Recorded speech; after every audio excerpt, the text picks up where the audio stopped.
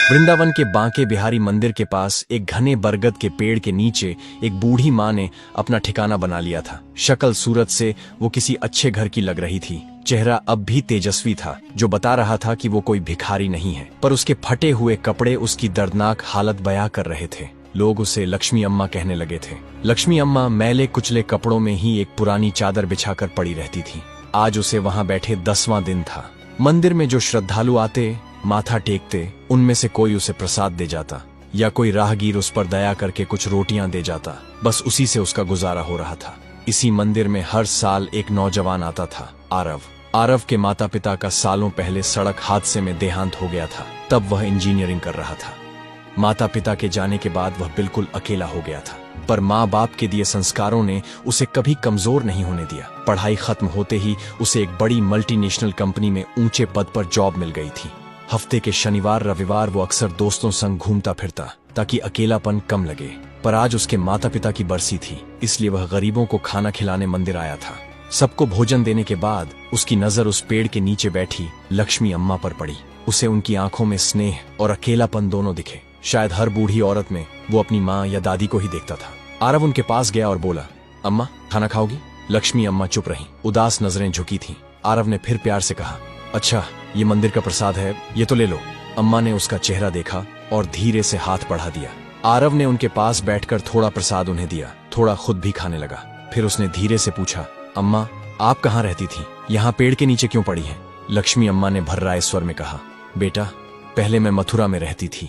जब तक मेरे पति जीवित थे तब तक उन्होंने मुझे रानी बनाकर रखा, परंतु पति के स्वर्गवास के बाद धीरे धीरे मैं अपने ही बहू बेटों को मैं खटकने लगी।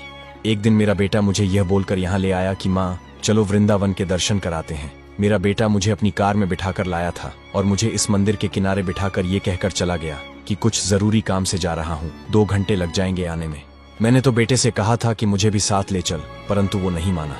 देखते देखते आज 10 दिन हो गए। इंतजार करते करते मेरी आंखें बैठ गई हैं, परंतु न तो मेरा बेटा आया न ही उसकी कोई खबर। अब मैं समझ चुकी हूँ कि मेरा बेटा यहाँ मुझे क्यों लेकर आया था, क्योंकि उसकी पत्नी मुझे बिल्कुल भी पसंद नहीं करती थी। इसलिए मुझसे छुटकारा पाने के लिए मुझे यहाँ कान्हा जी की शरण में छोड़कर चला गया।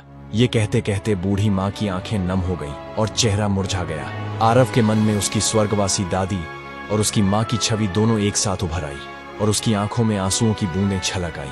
उसे लगा मानो वह अपनी ही माँ दादी के साथ है। कुछ देर तक बातें करते हुए आरव ने हिम्मत जुटाई और बोला, अम्मा मेरे साथ मेरे घर चलो। मेरा कोई नहीं है, माँ बाप नहीं रहे, अगर आप रहोगी तो घर घर लगेगा। तब लक्ष्मी अम्मा ने कहा, बेटा, जब मेरा अपना खून, मेरा अपना बेटा जिसे मैंने जन्म दिया और पाल पोस कर बड़ा किया, जब वही मुझे नहीं रख सका तो तू मुझे अपने घर में ले जाकर क्या करेगा? जब मेरा अपना बेटा ही मेरा न रहा तो मैं दूसरों से क्या उम्मीद लगाऊंगी? रहने दे बेटा, मुझ पर दया मत कर। मैं यहीं बांके बिहारी की शरण में रहकर अपना जीवन जैसे तैसे गुजार लूंगी। तब आरव बोला, अम्मा मेरे माता पिता एक सड़क दुर्घटना में स्वर्गवासी हो गए और मैं इस दुनिया में बिल्कुल अकेला रह गया हूँ। मेरे घर में मेरे अलावा कोई नहीं है। आपको देखकर मुझे मेरी दादी याद आती है। अगर आप मेरे साथ रहोगी तो मुझे बहुत अच्छा लगेगा। यकीन मानो मुझे कोई दिक्कत नहीं होगी, उल्टा मुझे आपका सहारा मिल जाएगा। दिन भर के काम के बाद जब मैं घर लौटूंगा तो कम से कम देखने के लिए आपकी सूरत तो होगी। आपसे अगर हो सके तो मेरे लिए खाना बना देना, घर की देखभाल कर लेना। आपको रहने को घर मिल जाएगा और मुझे भी अपनी माँ और दादी के प्यार की ठंडी छांव मिल जाएगी। तभी अम्मा ने कहा, बेटा, तुम भावनाओं में बहकर ये बात कह रहे हो, पर मुझे मालूम है कि 2 दिन में ही तुम्हें मैं बोझ लगने लगूंगी और फिर तुम भी मुझे निकाल दोगे। ना बेटा ना, मैं यहीं अच्छी हूँ, अपने बांके बिहारी की शरण में। बेटा, क्या किसी को अपने माता पिता भी बोझ लगते हैं? आरव बोला, हाँ अम्मा, दुनिया में कुछ लोग ऐसे होते हैं, पर सब तो ऐसे नहीं होते। जिसके सिर से माँ बाप का साया उठ जाता है वो कितना अकेला रह जाता है, ये मुझसे बेहतर कौन जानता होगा। मेरी दादी भी आपकी तरह बहुत प्यारी थी।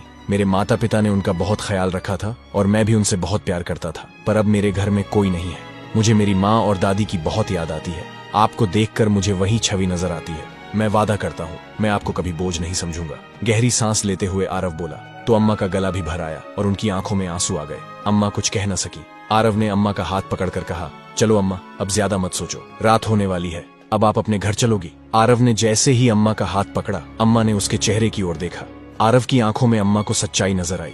उन्हें लगा जैसे खुद कान्हा जी ने आरव को उनके पास भेजा है। आरव ने अम्मा को अपनी बाइक पर बिठाया और उन्हें अपने घर ले आया।